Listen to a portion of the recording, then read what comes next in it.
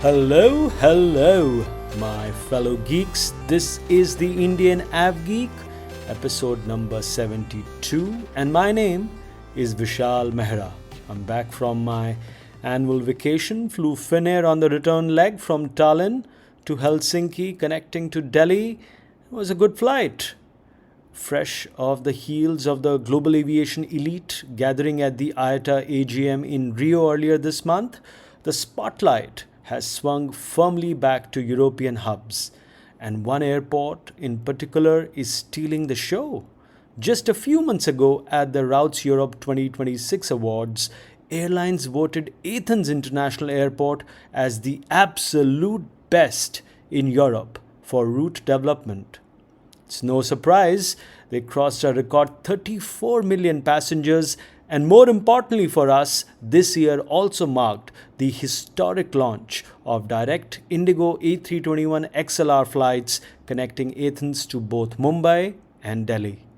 There's probably no better guide to that world than someone who has spent 3 decades inside Greek aviation, from the Hellenic Civil Aviation Authority and Olympic Airways to now leading communications and marketing at Athens International Airport, where she's helped drive record traffic, long haul growth, and a sharp focus on India with new links to Delhi, Mumbai, and even Tallinn on the map. Ioanna Papadopoulou, Director Communications and Marketing at Athens International Airport, welcome to the Indian AvGeek. Thank you. Thank you so much for having me. And congratulations on the great work you are doing, Vishal. Thank you. Thank you. That's very kind of you. Let's start with how you got into aviation in the first place. Well, I think that runs in the family somehow, because my grand uncle was a Hellenic Air Force pilot during the World War II. He was credited with 5 aerial victories, and he gained fame when he managed to bring down an enemy bomber by ramming its tail on November the 1940. So that's number one relative who was, in the military Air Force. And then my father was an Air Force officer, interception controller, and still he's now 92 years old, and he's still very passionate with aviation, aircraft, and flying. So that was somehow in the family discussing about aviation. Now, I obtained degrees in philosophy and psychology and a master's in European economy and diplomacy. And then I went to Cranfield. I have a diploma in air transport management and Cornell University with a diploma in strategic marketing. And I started working in the Hellenic Civil Aviation Authority. And this is how it all started. Because after the CAA, I was with the Ministry of Transport and then with an airline, and then here at Athens International Airport. Athens International Airport has moved from 21st to second place in international connectivity amongst major European airports since 2019. That kind of leap is fantastic.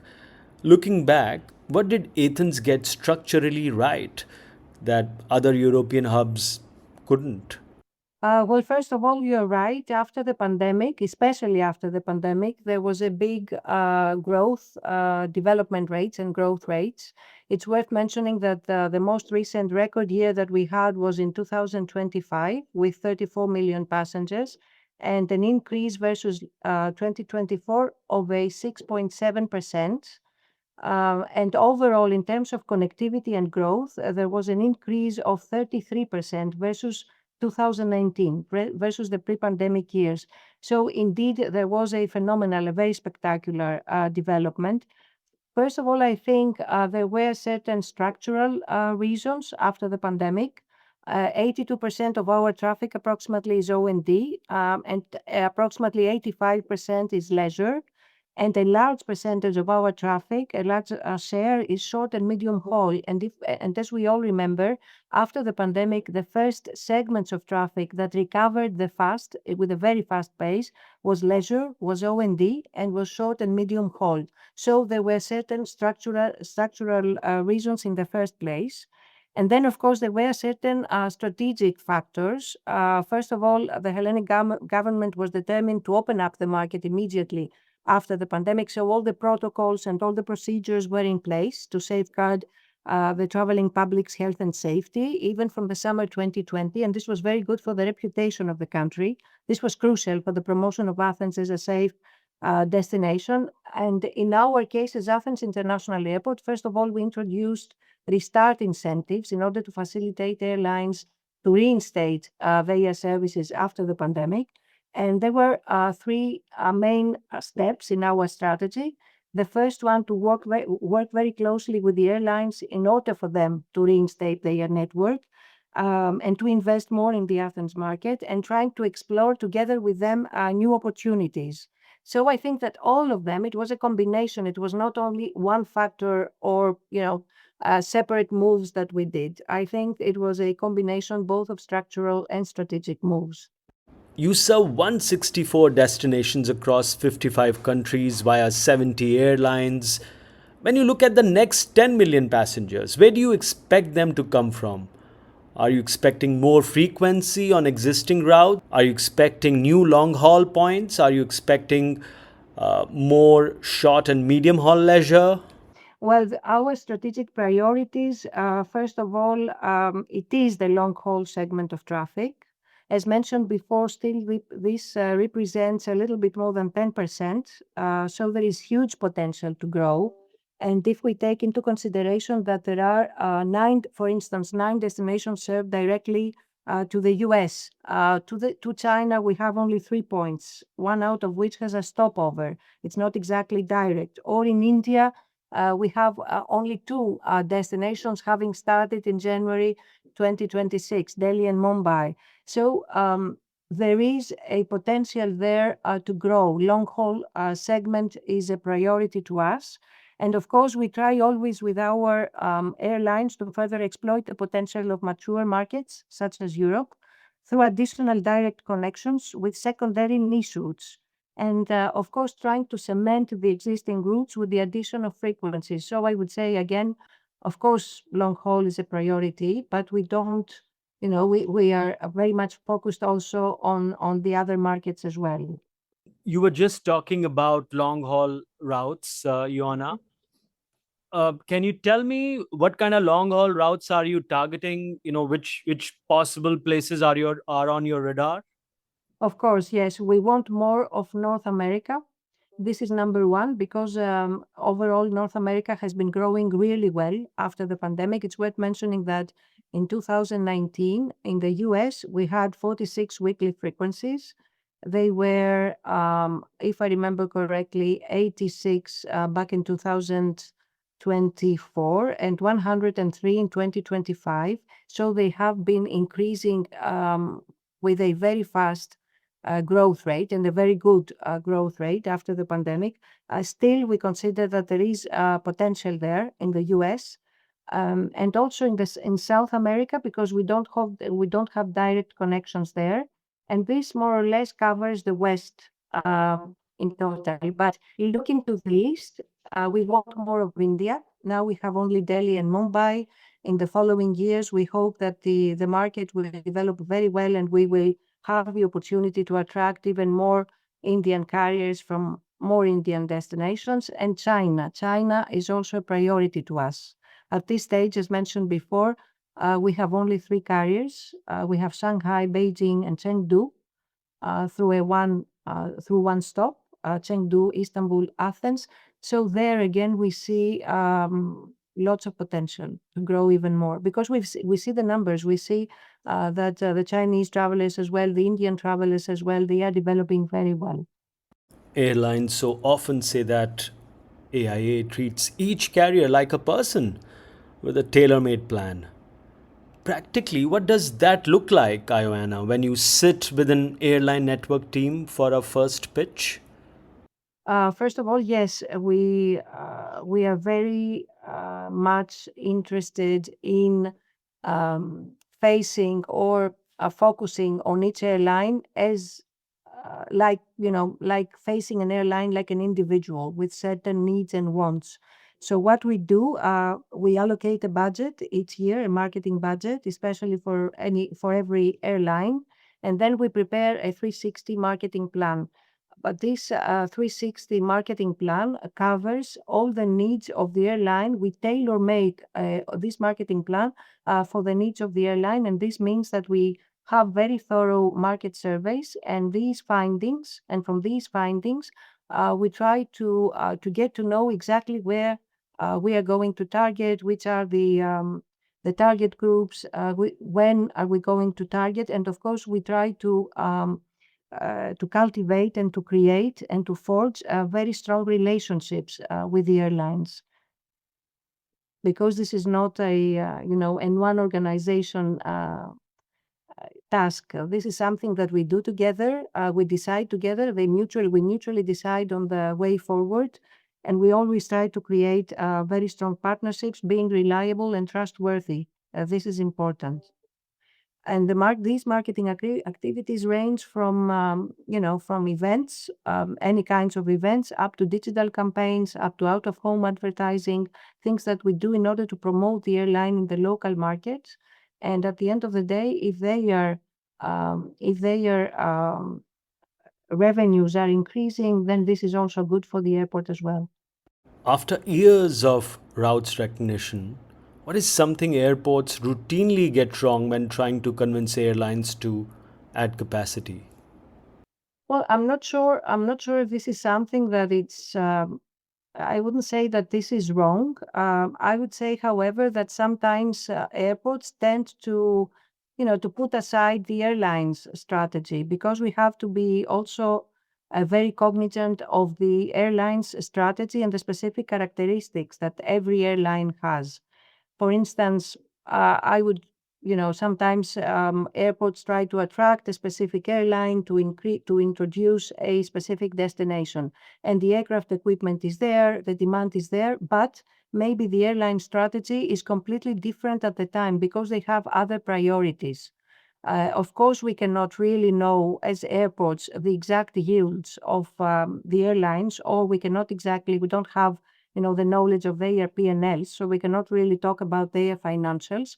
But more or less, we can somehow try and get to know or understand their strategies and their priorities. And sometimes the airports, they are pushing towards specific developments when the airline is not exactly ready for that, because they are also having their own strategies to implement.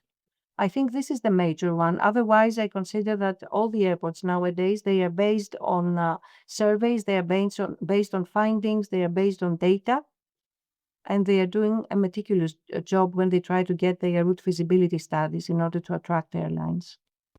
So, Aegean accounts, of course, for a dominant share of your traffic. The classic airport challenge is balancing your home carrier's needs with the imperative to diversify. Where do you draw that line, Ioanna? And how do you have that conversation with Aegean? So Aegean accounts for approximately 43% of our traffic. It's Aegean and Olympic. Olympic is 100% subsidiary of Aegean. And I have to say that Athens Airport and Aegean, we have grown in parallel, because in the beginning, when the airport started operations in March 2001, we were a newly founded greenfield airport. And at the same time, Aegean was a very small airline at the time. So more or less, we have grown in parallel throughout these 25 years. They have a very dense network nowadays in Europe. They are gradually expanding during the last years, especially in the Middle East and Northern Africa. And our strategic aim is to continuously build a diverse network portfolio. And they know that, because we are an airport that is not dependent on one carrier only. There are other hub airports that they have their major carrier, their home-based carrier, by 70% or 65% or 80%. This is not the case with Athens Airport. So Aegean also knows that we have to continuously build a diverse network portfolio. It's not like having a single carrier fortress, let's put it that way. And we take also into consideration their strategy, because we know their fleet capabilities. We know that their strategy, at least in the short term, is not to introduce long haul services. So they are not going to do that in the near future. We know, of course, that they are going to launch Delhi and Mumbai in the beginning of 2027. That's for sure, but not they are not going to expand further in the short, let's say, and medium term. So we are working closely together with them to explore the potential of medium haul routes and trying to indicate to them the ones that we consider that they are very good investment opportunities. But at the same time, they realize that in order to create, you know, an expanded network, we need also to cooperate with other carriers and to try to explore possibilities and potential with them as well. The aviation saying goes that hubs are made by airlines, not airports. Yet, AIA has actively pursued transfer traffic for years. Is Athens comfortable as a strong OND and regional hub with selective long haul, or do you aspire to compete with the Gulf and Turkish hubs as a global connector? And how do you change that perception, especially in India, that Athens is a destination but not yet a connecting hub?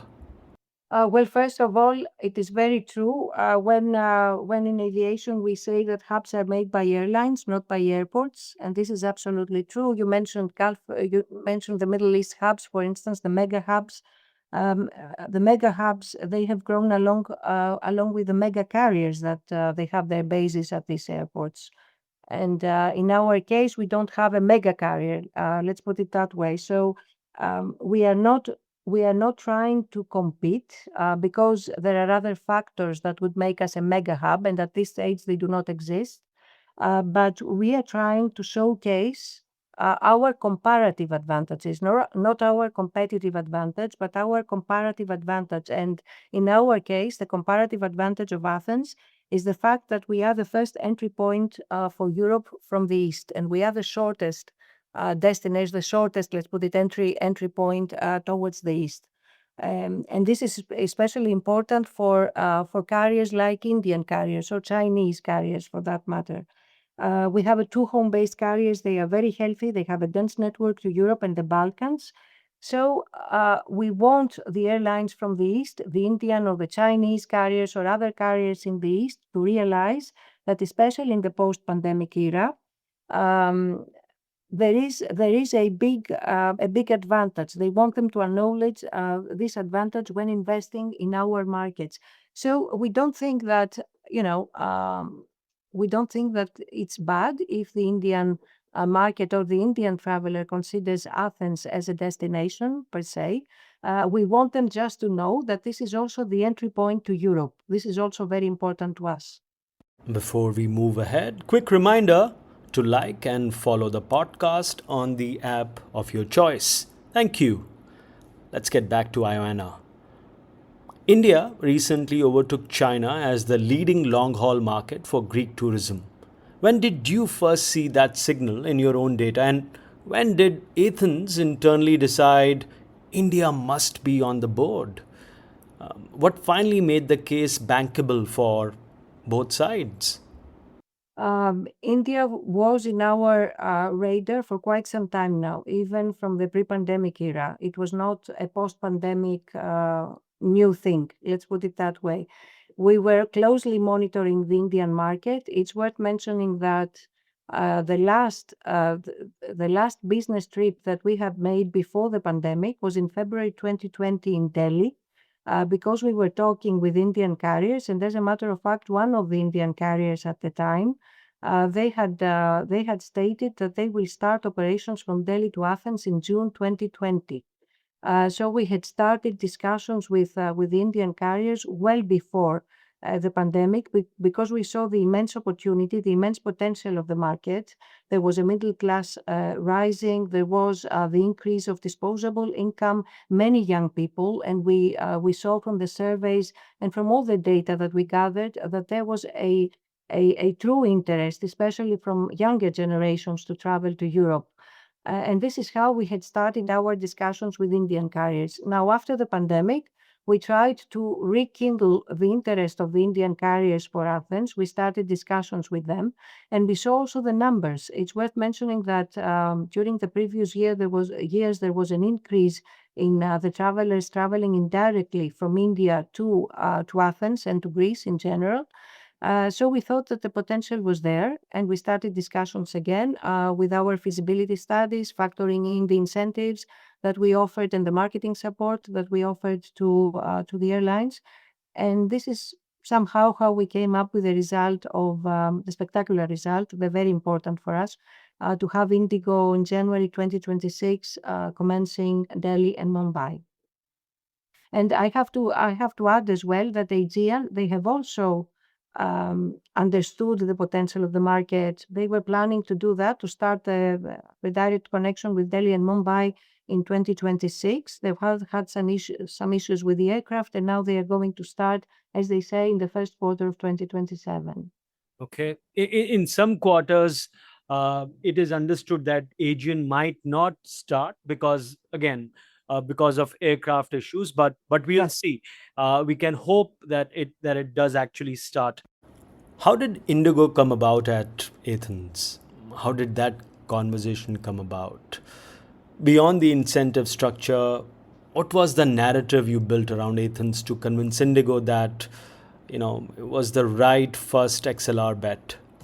Well, we started discussing with Indigo in the post-pandemic era, especially during the last 2 to 3 years, Yeah. not only during conferences like Roots, for instance, but also by visiting them in their main offices in India. The main aim that we had, and this is something that we do in all our route development efforts, we try to demonstrate that Athens is a very good business case, that is a very good business proposition and a very positive investment case, trying to also to demonstrate to the airline the fact that we, especially in the first years of their operations, if they make the decision to operate to Athens, we will share the risks, and trying to share the risks, meaning having very generous incentive schemes, supporting very much with the marketing plans and the marketing support. So this is how the discussions went. We tried to showcase that Athens is a very positive business proposition, a very good business proposition. And of course, we had all the numbers of the Indian travelers increasing, traveling indirectly to Athens. The Indian community here in Athens, because there is a big Indian community here, and this is why there is, now that we see the numbers of Indigo, we see that there is a large percentage of VFR, visiting friends and relatives, approximately 14% in the traffic. So these were data that were very solid for them to try and factor them in their business case. I was speaking with executives from Amsterdam Airport and Copenhagen Airport a few Yeah. weeks back, and they were telling Mhm. me, for some routes it took them almost 20 years to start. For some routes it took them 10 years of hard work behind the scenes to start. How much time it took you guys to start with Indigo? Well, root development is like I call it an agricultural work. You have the seed, and then you have to water it, and everything has to be in a perfect situation in order to make things grow and develop. So yes, sometimes it can take quite some time to for an airline to make the decision to introduce a route, because there are other exogenous factors that you cannot influence. I mean, maybe the airline sees the potential with indirect traffic. Maybe the destination is a very attractive destination, and they see also the potential there. Maybe they have the aircraft equipment, but geopolitics or macroeconomics or other exogenous factors may influence their decision. So sometimes, yes, route development may take several years. I remember the first trip that we had in India. This was in Mumbai and Delhi in 2011. At the time, there were other. It was not Indigo. We hadn't. It was not Indigo there. But with Indigo, we started discussions and meetings. I think just after the pandemic. Just after the pandemic. We started meeting them, discussing about the potential. Of course, the situation was rather difficult at the time because nobody knew exactly when recovery would start after the pandemic. Although here in Athens, we saw a very spectacular growth rate, as we mentioned before.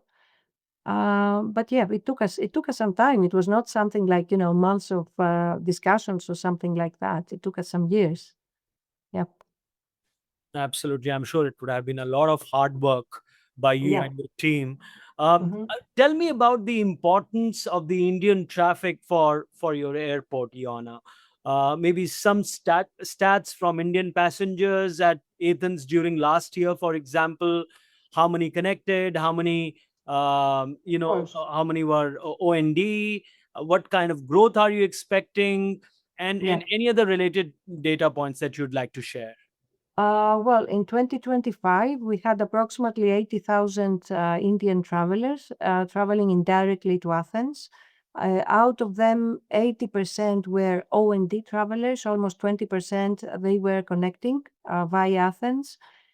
Overall, when we had a look at the demographics, because this is also something which is important to us, we had all kinds of surveys, very extended market surveys, in order to get all the information that we need in order to build our cases for the airlines.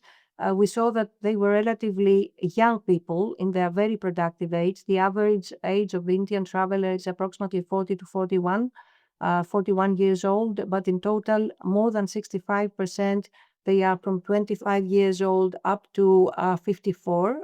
So it's really they are really younger people, and this is important to us because we try to tailor make the marketing support that we are going to offer to the airline in a different way, and we're going to target different groups. When we design our marketing campaigns, they are people that are staying on an average 14 to 17 days here in Athens, out of which 4 or 5 they are exactly in Athens, and then they combine it with another destination, either in the Greek islands or some other destination outside Athens. So yes, this was more or less the Indian traveler. This was the Indian traveler in 2025. And there is, of course, as mentioned before, the Indian community. And this was also something which was important to us, also for the airline, for the discussions with the airline.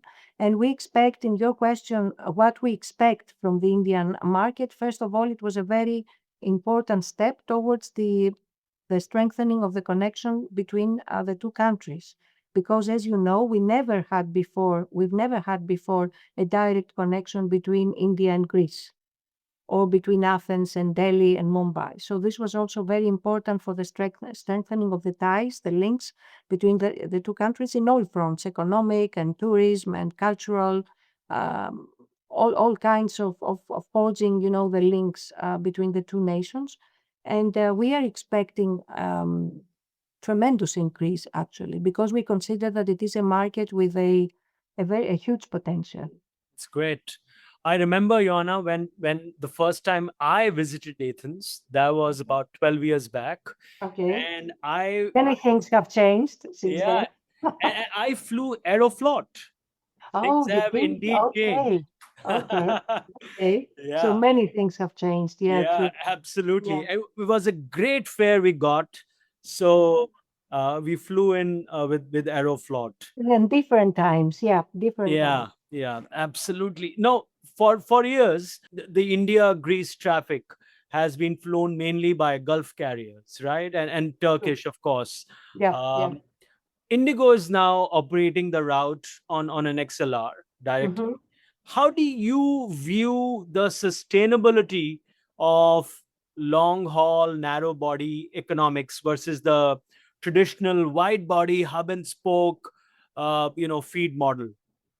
Well, that's an interesting question. And first of all, I have to say that we are very happy that we had our first XLR with Indigo operating in our market, because we never had an XLR 321 before. So this is also something which has been very important to us. Now, in total, I would say that long-haul narrow bodies, they offer superior sustainability via lower trip costs, higher utilization, increased flexibility, especially on newly established routes, as in the case of IndiGo and Athens, compared to traditional wide-body hub-and-spoke models. While wide bodies are essential for high-density premium routes, and modern narrow bodies like the Airbus 321 XLR, they provide similar profit margins by reducing break-even points, making them a lower risk caption for direct long range travel. So if I were to, let's say, somehow summarize the advantages, let's put it that way, I think they are lower risk and trip costs, operational flexibility, high utilization, and they allow airlines to test new markets and stimulate demand in specific niche segments. So I think that IndiGo making the decision to operate on this specific aircraft type, I think this is something which is definitely on the positive side. The India outbound traveler has strong opinions on Dubai, Doha, and Istanbul as transit hubs. If you sat in a network planner's chair in Delhi or Mumbai, weighing Athens against those places, what's the hardest question you get? And where does Athens hold a structural edge according to you? Where is it still maybe at a disadvantage? I think that the first question, I'm not sure if this is, I would say that this is a difficult question, but definitely it would need a meticulous approach. I would ask myself which are the structural characteristics of this market.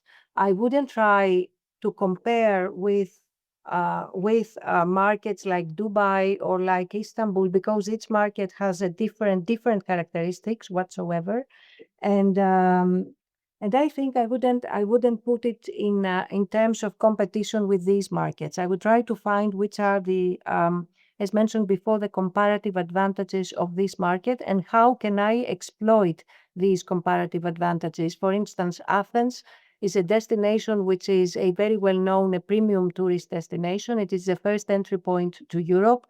As mentioned before, it's the shortest route to Europe from the east.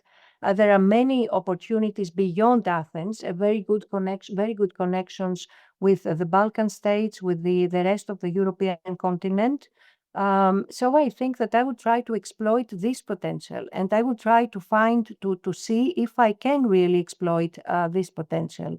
I wouldn't try to compare with other destinations and say there are big hubs or there is this and that. I would try to see which is the potential that I can exploit this specific market. Greece is opening new consulates in Mumbai and Bengaluru. How much of your route development strategy depends on government level visa facilitation?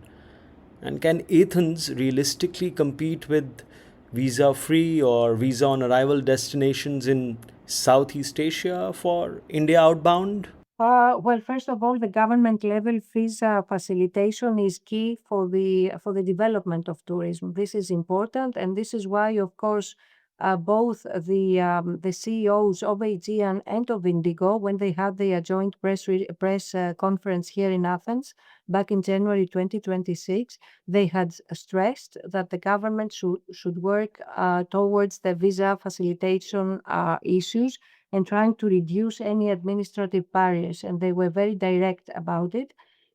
It's not like, route development strategy being dependent on visa facilitation, but visa facilitation is a powerful market enabler because, as mentioned, it reduces administrative barriers and directly stimulates tourism and fosters development and growth. So this is really very important.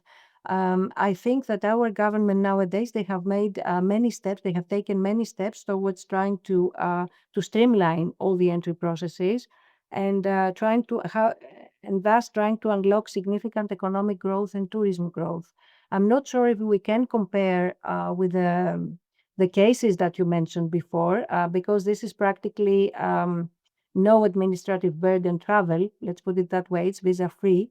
Practically, it's visa free. But at the same time, we are working very closely with the government in order to achieve the best result possible that we can have. All right. I'm keen to know, are the current India Greece bilaterals a ceiling or a floor? If Indigo or an Indian full service carrier wanted daily service from other cities, multiple cities, does the treaty allow it? Or is there a diplomatic bottleneck? It does. I think the bilateral air services agreement, which is a rather recent one, I think it was signed back in 2017, if I am correct, 2017 or 2018. So it allows for many points in the Indian continent, and it also allows for multiple designation. Many carriers, many Indian carriers can be designated. So I would say it's a rather liberal agreement. It's not a restrictive agreement. And by all means, we know very well that our Civil Aviation Authority um, is um, is very willing to work with other civil aviation authorities, especially in countries like India, to further liberalize in case that this is needed. But as far as I know, multiple designation, many points in the Indian subcontinent. So I think that. If the Indian carriers want to come, we are very much willing to welcome them. No problems with the bilateral air services agreements there. Ioanna, what specific KPIs will you watch in the first, let's say, 2 or 3 seasons of Indigo's operations to decide whether Athens should push for more India capacity? What are you looking at? Well, I think the first key performance indicator would be the core route performance. I mean, average load factor on a year-round basis, the peak season loads, because this is also an indicator for the attractiveness of the destination and the overall performance of the route. The revenue quality is another one. I mean, the fare mix. We would look for fares that are not heavily reliant on discounted fares only.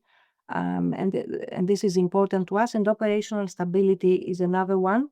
And then, of course, the stimulation of the market, which is the O&D share, which is the true Athens demand.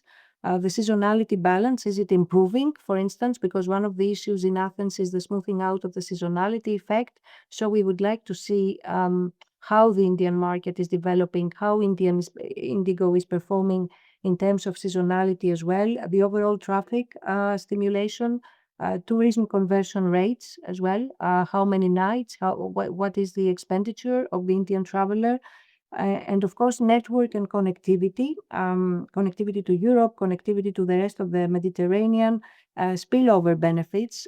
Does this traffic that Indigo attracts to Athens, is it a feeder to other routes as well?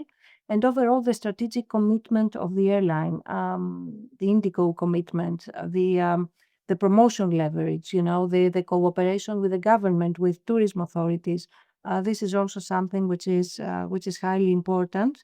Obviously, these are not exactly normal times because we know that Indigo at the time is rerouting in order to come to Athens because of the Middle East crisis. But in total, more or less, I would say that these would be the key performance indicators. If I were to put it in a phrase, I would say that we would like to see the alignment of aviation data with tourism and economic outcomes. So this is a performance indicator which is critical. Sure. And over the last few months, what would you make of Indigo's performance so far? What kind of load factors and what kind of revenue quality are you seeing? Are you happy with them? We are very happy with them. First of all, we are very happy with the cooperation. We have a very strong partnership. Last time that we saw our Indigo colleagues was in Routes Asia in Xi'an, which was 1 month ago. Of course, like any other airline, they were concerned about the reroutings. They were concerned about the situation in the Middle East. We are concerned about the situation in the Middle East, and I think the whole aviation world is now trying to see what is going to happen and when this is going to stop. But in total, I would say that we are very happy with the partnership. We are very happy with their performance. They have very high load factors at this specific moment in time, and we hope that they will continue to develop very well. On our part as Athens Airport, we are committed. We are firmly committed to work very closely with IndiGo in order to make this a success. We will not accept anything but success. We think that all the potential is there, so we have to be successful in these routes. What I can say is that they have a more than average load factor. It's a very successful one. Very high, and this is really a very good indication about their performance. During the first 4 months of the year, we have seen more than 20,000 Indian travelers. So remember, we talked about 2025 when in the whole year there were 70,000. So this is an indication about the way that the Indian market is developing. And we're expecting to see what we call the multiplier effect, because as you know, when there is a direct connection, the traffic is multiplied by more than two. So we expect that this is what we are going to see in the coming months from IndiGo. Which European regulatory risks, whether it's emissions or slot usage or nighttime operations, do you think Indian airlines and airports underestimate when they plan growth into Europe?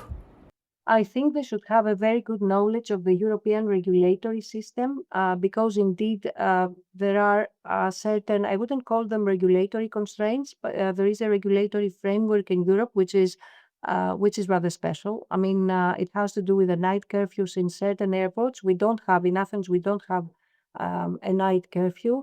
There are the environmental issues, the ETS, or other regulations that are going to be in place as of 2027 onwards. As you probably know, there is this regulation now as of January the 1st, 2025 in the European airports. They have the airlines that are refueling, they have to have an intake of at least 2% sustainable aviation fuel, which is more expensive.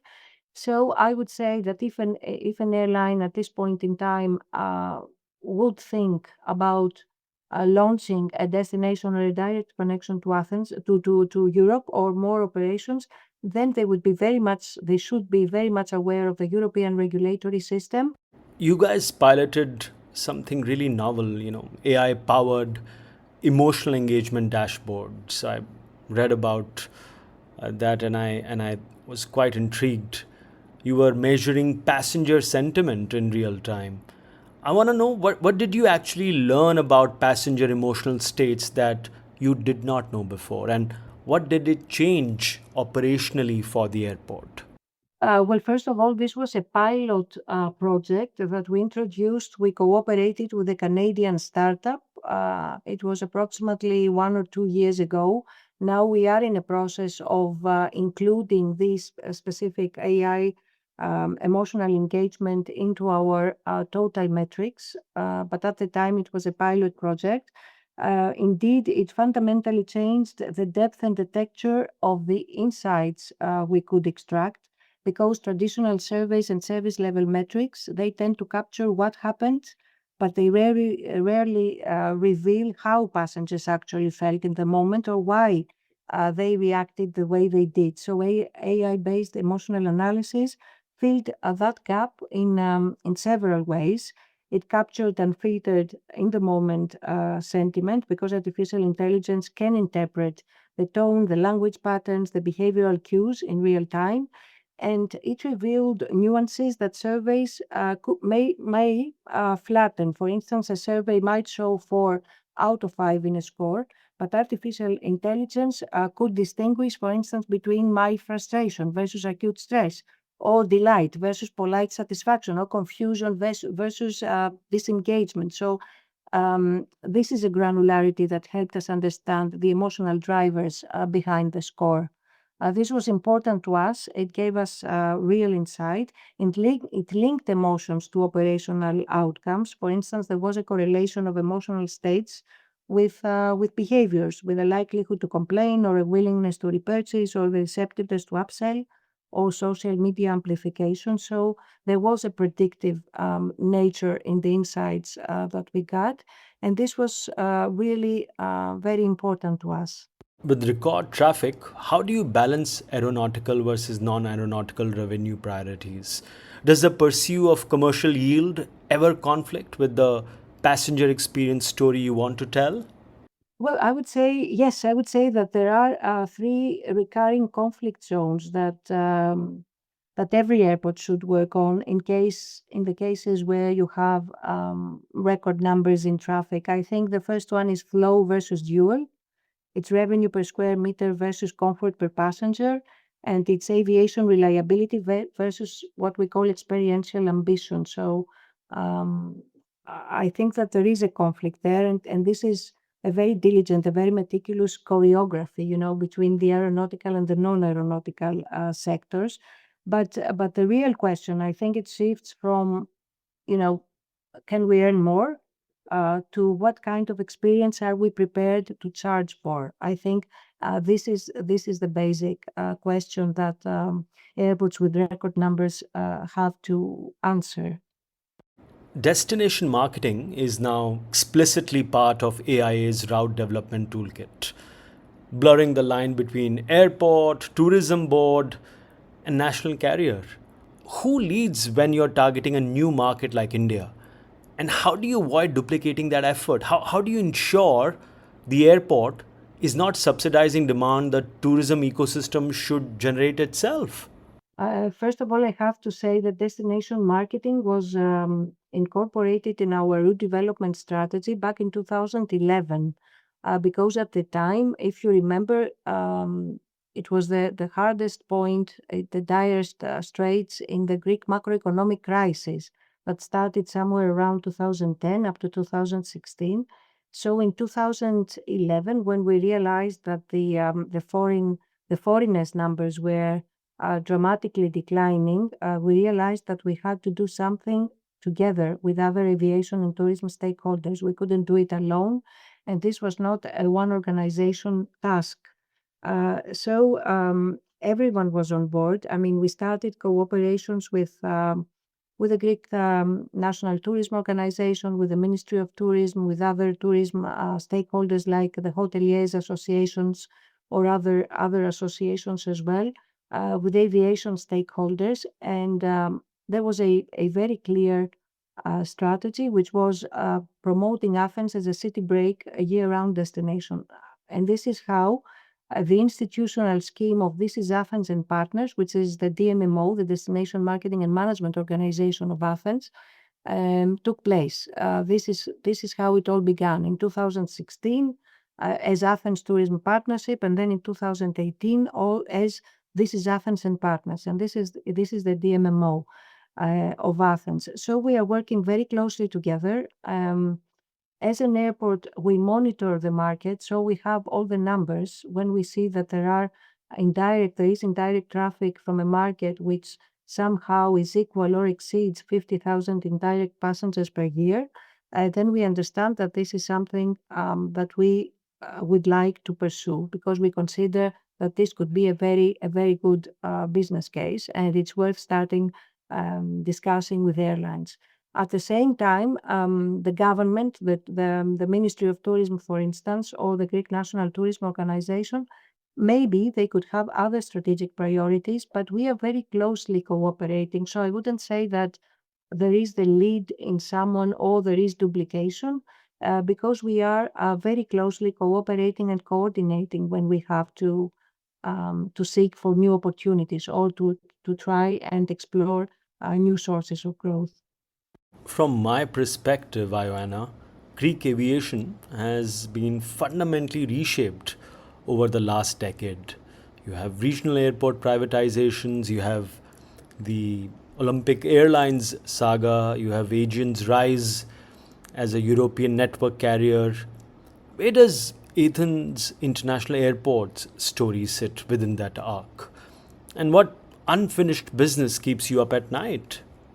Well, first of all, as you mentioned, there were many dramatic changes in the Greek aviation during the last, let's say, 20 to 25 years, I would say, because as you know, Athens International Airport celebrates its 25th anniversary this year. So during this quarter, the first quarter of the 21st century, there were many crises as well. It was not only changes in the Greek aviation system per se, but there were many crises along the way.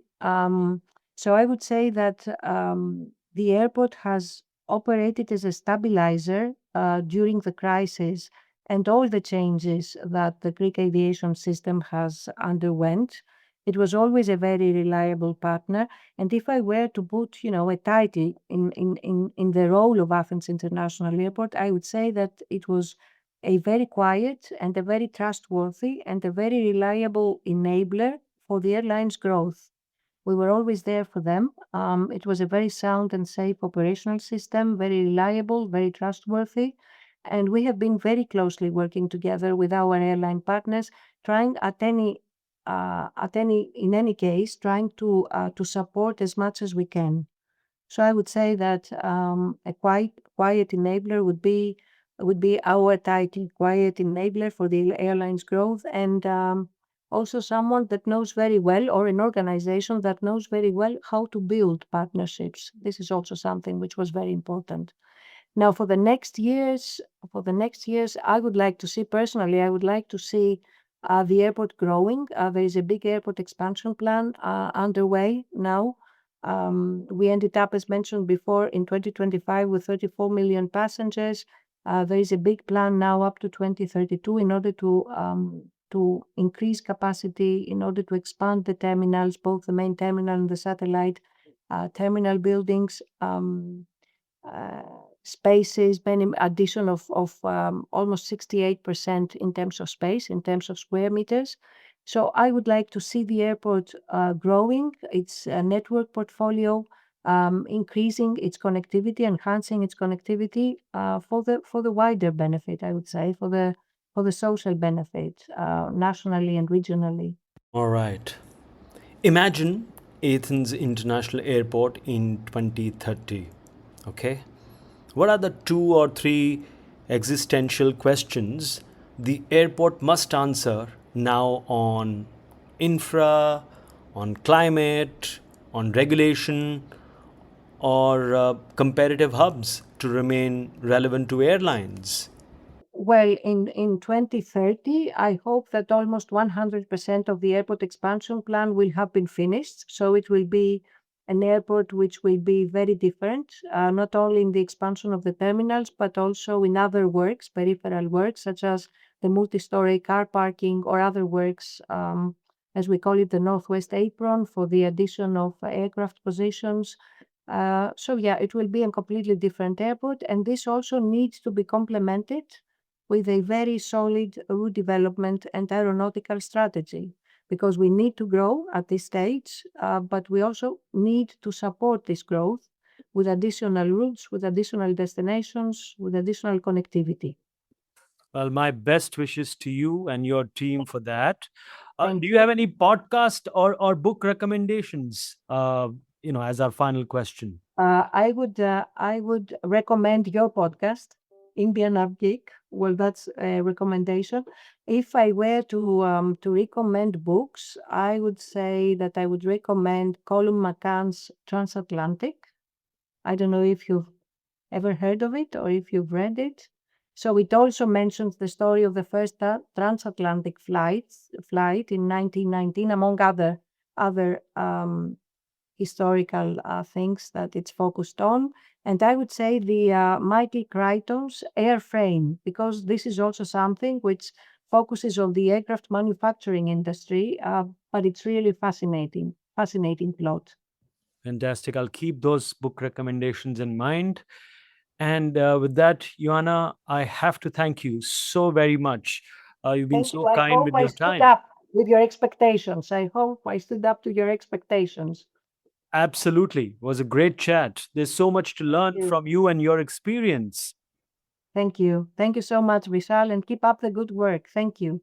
Congratulations. That was Ioanna Papadopoulou, the brain behind how Athens sells itself to airlines and passengers. From record post pandemic growth to a long haul push as Europe heads into the heart of the 2026 summer season just after the IATA AGM in Rio and the ACI Europe Annual Congress in Prague. Athens is trying to position itself as a smarter, greener gateway between India, Europe, and the US, off the back of its net zero energy milestone and upcoming terminal expansion. This coming Monday, the 29th episode of the Indian AvGeek will feature Tracy Barber, Global Chief Transformation and Growth Officer at Havas Creative Network.